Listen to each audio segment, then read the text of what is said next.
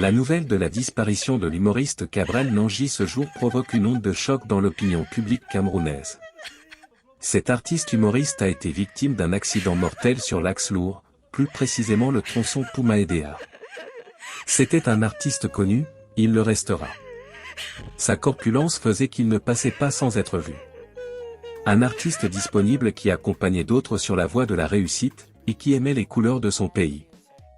À la récente Coupe du Monde, ils étaient presque avec Van Nistelrooy la mascotte du Cameroun dans ce grand rendez-vous du football, où partout, ils arboraient les couleurs du Cameroun comme vêtements de séjour. Ceux qui ont côtoyé Nanji vous diront que lorsqu'on le rencontrait, il vous mettait directement en confiance. C'était un artiste, c'était un homme bon, dans le sens que donnaient les Romains à ce mot. Il avait un sens élevé du devoir dans l'humour et s'engageait dans toutes les soirées pour le rayonnement de l'art. Souvent, il mettait sa propre voiture à la disposition des personnes nécessiteuses, sur des routes comme on le sait, très souvent impraticables.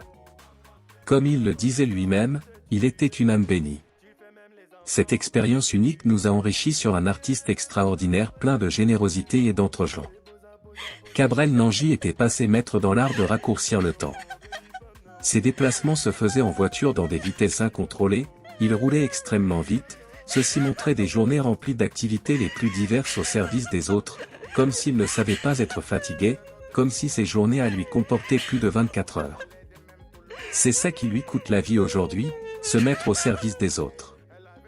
Artiste complet, grand danseur, grand comédien, il aimait le bruit, mais sans toutefois nuire les autres, il était un homme sobre qui aimait les gens. Son charisme s'imposait, mais il ne se prenait pourtant jamais la tête. Il entre dans l'équipe des grands humoristes comme Jean-Michel Cancan, Antonio, et Cindy Minja, Massa Batré qui sont aujourd'hui dans l'au-delà. Tous peignaient la société, c'est une sorte d'amour de la vie, pour son changement, c'était chérir la vertu en montrant les travers de la vie.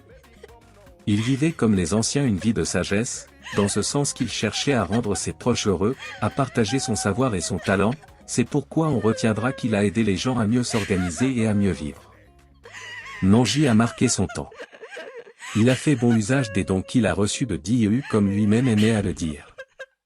Repose en paix, va en paix, bye, bye, bye Cabrel.